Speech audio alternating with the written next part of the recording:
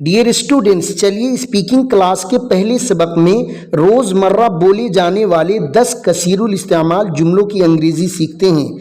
आपसे दरख्वास्त है कि वीडियो को पॉज करके इन जुमलों को अपनी कॉपी में लिखें और हिफ्ज़ याद करें। तो चलिए मेरे साथ इन जुमलों को रिपीट करिए। मुझसे झूठ मत बोलो, डोंट टेल अ लाई। मैं मजाक कर रहा हूँ, आई एम किडिंग। तुम्हें शर्म आनी चाहिए, यू शुड बी अशेम्ड। मुझे शर्मिंदा मत करो, डोंट इम्ब्रेस मी। आप मुझे गलत समझ रहे हैं, you are taking me wrong.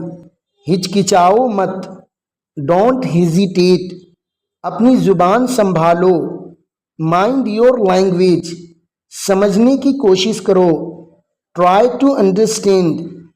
क्या मैं वजह जान सकता हूँ, मे आई नो द रीज़न। इसके जिम्मेदार तुम हो, यू आर रेस्पॉन्सिबल।